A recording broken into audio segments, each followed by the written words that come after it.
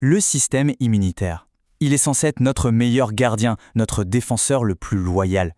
Mais que se passe-t-il quand ce gardien se retourne contre nous, quand il surréagit et devient notre propre ennemi? C'est exactement ce qui se produit dans les cas d'hypersensibilité et on va décortiquer ensemble comment ces réactions, parfois très dangereuses, se manifestent chez les animaux. C'est un vrai paradoxe, n'est-ce pas? Comment est-ce qu'un système aussi sophistiqué, conçu pour protéger un organisme, peut-il faire des erreurs aussi graves? C'est vraiment la question qui est au cœur de tout ce qu'on appelle les allergies et les maladies auto-immunes.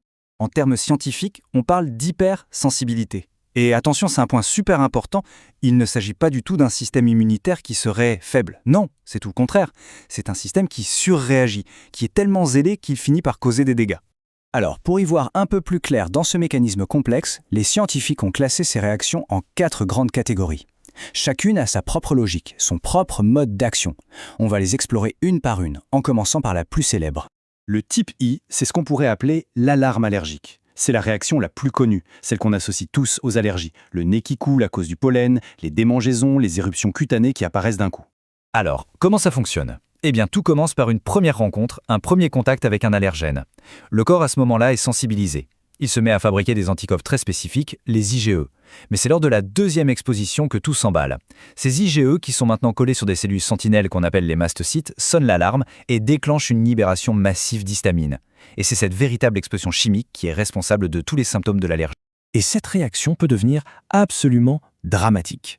Si la libération d'histamine est généralisée dans tout le corps et massive, elle peut provoquer un choc anaphylactique. Et là, on parle d'une urgence vitale. Concrètement, qu'est-ce qu'on peut observer? Eh bien, les signes sont assez variés. Une agitation soudaine, de l'urticaire, un gonflement au niveau du visage, ça peut aussi être des vomissements, de la diarrhée, ou, et c'est le plus inquiétant, des difficultés à respirer. Et d'ailleurs, petite anecdote assez fascinante, chez la plupart des animaux, y compris les humains, le choc anaphylactique touche principalement les poumons. Mais chez le chien, c'est différent. L'organe cible numéro 1, c'est le foie. C'est ce qui explique pourquoi chez eux, les symptômes digestifs sont souvent au premier plan. Allez, on continue avec les types I et 3. Là, on change un peu de registre. On les regroupe souvent parce que l'attaque se fait de manière plus insidieuse, à l'intérieur même de corps, et elle peut viser directement les propres cellules de l'animal. La grande différence entre les deux, c'est la cible. Dans le type 2, c'est une attaque directe. Les anticorps se fixent sur une cellule et la désignent pour être détruite. Dans le type 3, le problème vient plutôt des dommages collatéraux. Des paquets, formés par des antigènes et des anticorps, se coincent quelque part dans l'organisme et déclenchent une grosse inflammation tout autour. Pour que ce soit bien clair, l'exemple parfait du type 2, c'est l'anémie hémolytique à médiation immune. Le système immunitaire ne reconnaît plus ses propres globules rouges, il les considère comme des ennemis et les détruit. Le résultat, une anémie qui peut être très très grave. Et pour le type 3, on peut penser à certaines maladies du rein. Ces fameux complexes immunes s'accumulent dans les tout petits filtres des reins, les glomérules.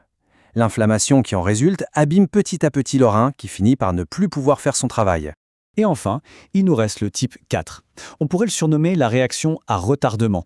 Sa grande particularité, c'est que les symptômes ne sont pas du tout immédiats. Il faut parfois attendre un peu. Ici, on oublie la réaction explosive du type I. Les chefs d'orchestre, ce sont d'autres cellules, les lymphocytes D. Et elles prennent leur temps. Après le contact avec l'allergène, il leur faut entre 24 et 48 heures pour s'activer, se déplacer jusqu'à la zone concernée et commencer à déclencher l'inflammation. L'exemple le plus courant, c'est la dermatite de contact.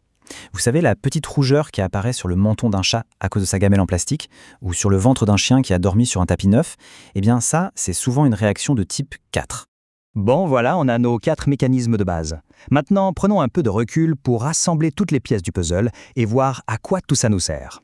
Ce tableau résume parfaitement tout ce qu'on vient de dire. On a d'un côté la réaction immédiate, explosive du type I, puis l'attaque rapide et ciblée du type 2, ensuite les dommages collatéraux plus lents du type 3, et enfin la réaction retardée du type 4 menée par les lymphocytes T. Chaque type a vraiment son propre coupable et sa propre vitesse d'action. Mais alors, que se passe-t-il quand ces mécanismes, au lieu de viser un virus ou un allergène extérieur, se trompent de cible et se retournent contre le corps lui-même?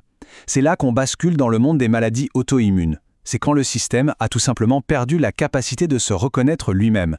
Et dans la vie réelle, les choses sont rarement aussi simples. Beaucoup de maladies, comme le lupus chez le chien, ne rentrent pas dans une seule case.